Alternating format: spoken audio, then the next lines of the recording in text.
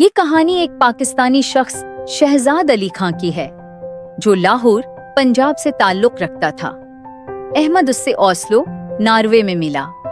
شہزاد نے احمد کو پہچان لیا اور کہا کہ وہ اپنی زندگی کی حقیقت بیان کرنا چاہتا ہے۔ جب احمد نے اسے اجازت دی تو اس نے اپنی کہانی سنانا شروع کی۔ شہزاد ایک الیکٹرک کمپنی میں سیلز مینیجر تھا۔ اس کی کمپنی کو ایک بڑا ٹینڈر ملا تھا جس کے تحت انہیں اوسلو سے ایک جنریٹر خریدنا تھا۔ اس سلسلے میں شہزاد کو کمپنی کی طرف سے ناروے بھیجا گیا تاکہ وہ جنریٹر کا معائنہ کرے۔ شہزاد کا ارادہ تھا کہ جیسے ہی معائنہ مکمل ہوگا وہ پاکستان واپس لوٹ جائے گا، مگر جب وہ وہاں پہنچا تو اسے یورپ کی چمک دمک اور آزاد زندگی بہت پسند آنے لگی۔ شہزاد نے وہاں رکھنے کا فیصلہ کر لیا، لیکن کچھ ہی ماہ بعد اس کا ویزا ختم ہو گیا۔ اب وہ غیر قانونی تارکی وطن بن چکا تھا اور کسی بھی وقت حکومت اسے ملک بدر کر سکتی تھی۔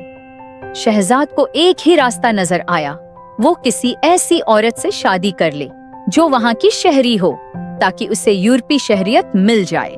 کچھ ہی دن بعد اس کی ملاقات نائلہ نامی لڑکی سے ہوئی۔ شہزاد کو لگا کہ وہ اس کے ذریعے اپنا مقصد حاصل کر سکتا ہے، مگر بعد میں معلوم ہوا کہ نائلہ خود بھی پاکستان سے تعلیم حاصل کرنے آئی تھی اور اپنی خالہ سائمہ کے ساتھ رہتی تھی۔ سائمہ ایک طلاق یافتہ عورت تھی اور ناروے کی شہری تھی۔ شہزاد نے جلدی سے سائمہ کو اپنی محبت کا یقین دلایا۔ اس نے سائمہ کو اپنی چکنی چپڑی باتوں سے گھیر لیا۔ سائمہ جو پہلے ہی زندگی میں بہت دکھ سہہ چکی تھی، شہزاد کے میٹھے الفاظوں میں بہک گئی۔ وہ شہزاد کو اپنا سچا ہمسفر سمجھنے لگی۔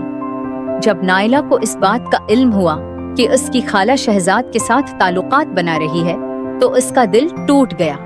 نائلہ کو شہزاد سے سچی محبت ہو گئی تھی، مگر اب وہ خود کو دھوکہ خوردہ محسوس کر رہی تھی۔ وہ اپنی تعلیم ادھوری چھوڑ کر پاکستان واپس چلی گئی۔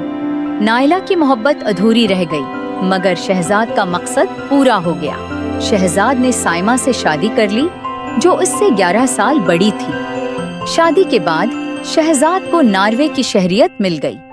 اس نے یہاں بزنس کیا، بہت پیسہ کمایا، پاکستان میں ایک عالیشان گھر بنایا، اپنے بھائیوں کی شادیاں کروائیں، بہنوں کو جہیز دیا اور ہر طرح کی عیش و عشرت حاصل کی۔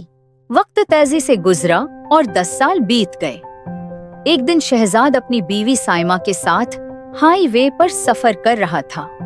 موسم سرد تھا اور برف باری ہو رہی تھی۔ اچانک گاڑی کا توازن بگڑا اور ایک خوفناک حادثہ ہو گیا۔ گاڑی ایک کھائی میں جا گری اور سائمہ موقع پر ہی دم توڑ گئی۔ شہزاد اب اکیلا رہ گیا تھا۔ اب نہ بھائی اس سے رابطہ رکھتے تھے، نہ بہنیں فون کرتی تھیں اور نہ ہی والدین حیات تھے۔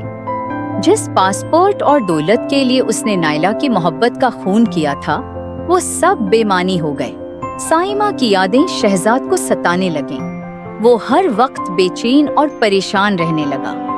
اسے لگتا تھا کہ نائلہ کا دل دکھانے کی وجہ سے اس کی زندگی برباد ہو گئی۔ وہ خود کو نائلہ کی بددعا کا شکار سمجھنے لگا۔ آخر میں شہزاد نے اپنی غلطیوں کا اعتراف کیا۔ وہ رو پڑا اور کہا کہ میں آئندہ کسی کو دھوکہ نہیں دوں گا، کسی کا دل نہیں توڑوں گا۔ میں سمجھ چکا ہوں کہ جس نے دوسروں کے جذبات کے ساتھ کھیلا اس کا انجام اچھا نہیں ہوتا۔ یہ کہانی ہمیں سکھاتی ہے کہ لالچ، دھوکہ اور جھوٹ کی بنیاد پر بنائی گئی زندگی کبھی سکون نہیں دیتی۔ اصل خوشی دوسروں کے جذبات کا احترام کرنے اور سچائی سے زندگی گزارنے میں ہے۔ مزید ویڈیوز دیکھنے کے لیے ہمارے چینل کو لائک، کامنٹ اور سبسکرائب کریں۔